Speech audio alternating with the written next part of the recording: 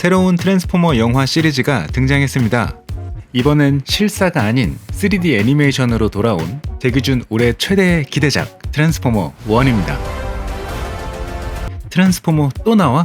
트랜스포머 완전 망한 거 아니야? 라고 생각하실 수도 있는데요. 지금까지 개봉했던 모든 트랜스포머 영화를 극장에서 관람한 찐팬인 제가 느끼기에 이번 영화는 뭔가 벌써 느낌이 좋습니다. 예고편을 처음 딱 본 순간 아, 진작에 이렇게 할 것이지 이런 감탄이 절로 나왔으니까요. 드디어 다시 정신 차린 트랜스포머 프랜차이즈를 기다리면서 그 설레는 마음을 안고 제 콜렉션 하나 소개해드릴까 하는데요. 팜마트에서 나온 트랜스포머 12종 랜덤 박스입니다. 이 라인을 수집하기 시작한 건 작년 10월부터였습니다. 코엑스 팜마트 매장에서 이 제품들이 제 레이더에 걸린 순간 이미 돌이킬 수 없었죠. 이 알록달록한 색감과 레트로한 디자인 때문에 제 안에 잠자고 있던 트랜스포머 팬심이 깨어나 버렸습니다. 하나만 뽑아보자. 대부분의 가차를 이렇게들 시작하죠. 하지만 그 누구도 끝은 알 수 없습니다. 맨 처음 이렇게 6샷을 뽑았을 때 제가 이걸 다 모아버릴 거라곤 전혀 생각하지 않았거든요.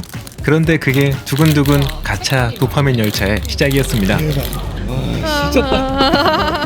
때론 환호하고 때론 좌절도 하면서 그 수집과 뽑기의 맛을 즐겼습니다. 7개가 넘어가면서부터는 중복 확률이 많다 보니까 중고거래를 통해서 수집을 했습니다. 근데 중고거래를 하다 보면 이런 일도 생기죠. 이 정도는 그냥 순접하고 넘어갑니다. 그런데 중고거래로 모으는 것도 쉽지만은 않았습니다. 기다림의 연속이었죠. 3가지 중고거래 플랫폼에 모두 알림 설정해놓고 알림이 땅 뜨면은 후다닥 달려가서 구매하고 그렇게 마침내 결국엔 12개를 채웠습니다.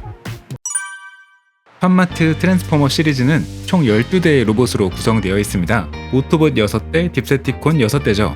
근데 지금 보이는 건 총 13대인데요. 왜냐하면 합체 로봇인 데바스테이터의 각 파츠가 6대의 로봇에 나뉘어서 들어있기 때문입니다. 일종의 히든 피규어인 셈이죠. 한편 트랜스포머를 영화로만 알고 계신 분들은 이 디자인이 낯설 수도 있는데요. 그건 바로 피규어의 전체적인 디자인 컨셉이 영화가 아닌 원작 애니메이션을 따르고 있기 때문입니다.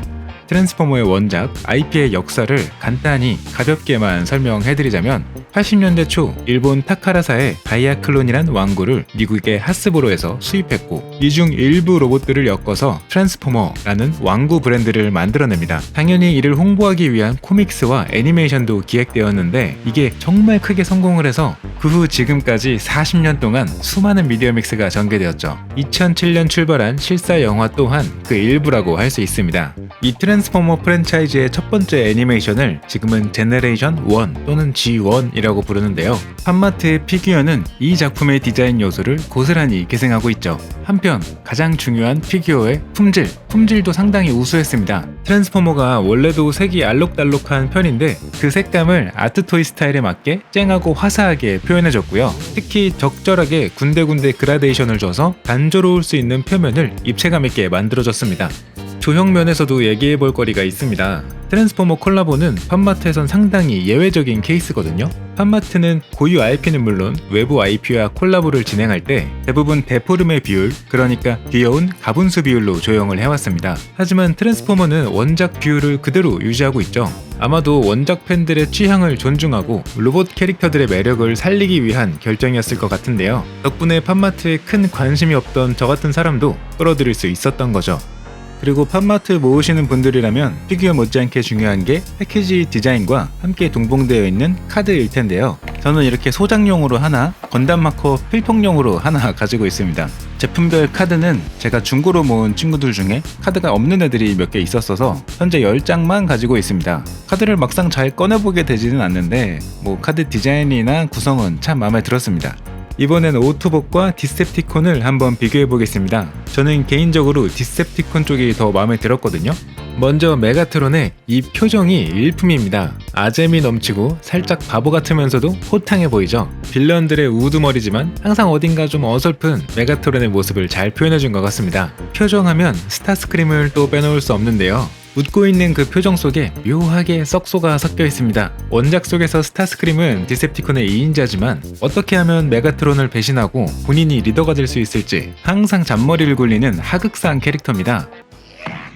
겨우 10cm 정도밖에 안 되는 이 피규어에 캐릭터의 성격까지 이렇게 잘 표현해준 게 참 반가웠습니다. 그럼에도 만약에 이 랜덤박스 시리즈 중에서 가장 퀄리티 좋은 걸 하나 뽑으라면 전 사운드 웨이브를 뽑겠습니다. 스타스크림과 대조되는 메가트론의 충신 캐릭터인데요. 일단 그 짙은 청색의 색감이 적절한 그라데이션과 함께 너무나 잘 녹아들어 있습니다. 오토봇의 아이언하이드 같은 친구들에 비하면 디테일이 엄청 많은 편인데 빨간색과 노란색의 포인트 컬러들이 적재적소에 깔끔하게 색칠되어 있습니다. 게다가 결정적으로 가장 소두여서 전체적인 프로포션이 굉장히 좋아 보입니다. 다음으론 오토봇 간단히 살펴보겠습니다. 먼저 옵티머스 프라임, 오토봇의 영원한 리더죠. 리더답게 그냥 서 있는 포징에도 엣지가 들어가 있습니다. 흔히 프라모델이나 피규어 포징할 때 배사장 포즈라고 하죠. 지금 보시는 것처럼 골반이 살짝 앞으로 빠져 있으면서 상체는 살짝 뒤로 기대 있는, 동시에 어깨는 딱 벌어지고 팔꿈치는 살짝만 굽어 있는 이 포즈.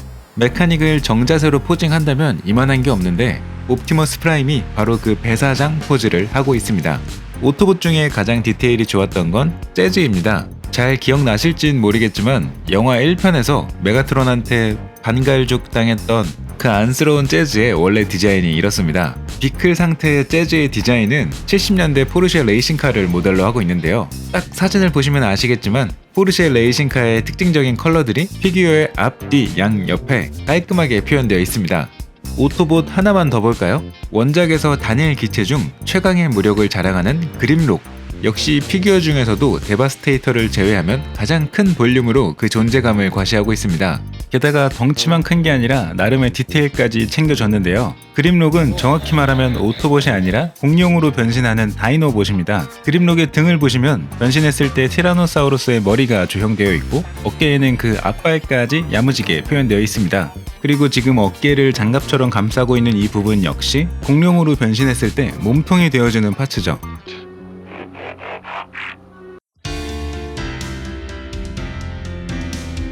간단히만 살펴보려고 했는데 제가 은근히 트랜스포머에 대해 할 말이 많았나 봅니다. 우리나라에선 실사 영화가 아닌 원작 만화 트랜스포머는 정말 마이너 중에서도 마이너거든요.